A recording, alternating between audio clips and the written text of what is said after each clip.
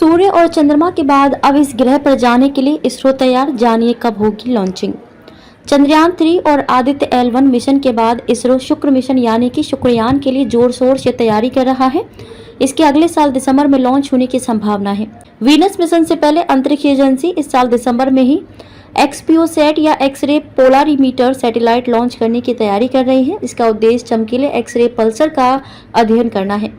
इसरो प्रमुख एस सोमनाथ ने हाल ही में कहा था कि सौरमंडल के सबसे चमकीले ग्रह शुक्र पर मिशन पहले से ही तैयार किया गया है। मिशन के लिए इसके पेलोड विकसित किए गए हैं। इसके 2024 के दिसंबर में लॉन्च किए जाने की संभावना है। इस समय पृथ्वी और शुक्र इतने संरेखित सीधी रेखा में होंगे कि अंतरिक्षयान को कम प्रणोदक का उपयोग करके पड़ोसी ग्रह की कक्षा में रखा जा सकता है। इसके बाद ये मौका 2031 में ही जाकर मिलेगा। हाल ही में दिल्ली में भारतीय राष्ट्रीय विज्ञान अकेडमी को संबोधित करते हुए इसरो प्रमुख ने कहा कि शुक्र एक बहुत ही दिलचस्प ग्रह है। इसका एक वातावरण भी है जो बहुत घना है। वायुमंडलीय दबाव पृथ्वी से 100 गुना अधिक है।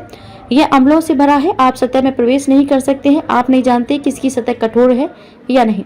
हम ये सब समझने की कोशिश क्यों कर रहे हैं? पृथ्वी एक दिन शुक्र बन सकती है, मुझे नहीं पता। शायद 10,000 साल बाद पृथ्वी अपनी विशेषताएं बदल लेगी। पृथ्वी पहले भी ऐसी कभी नहीं थी। बहुत समय पहले ये रहने योग्य जगह नहीं थी। शुक्र सूर्य के बाद दूसरा ग्रह है और पृथ्वी का निकटतम पड़ोसी ग्रह है। इसे अक्सर पृथ्वी का जुड़वा कहा जाता है क्योंकि यह आकार और घनत्व में समान है।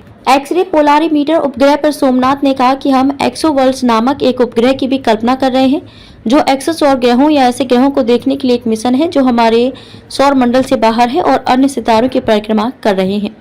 एक्सो ग्रहों में से कम 100 में वायुमंडल मौजूद है।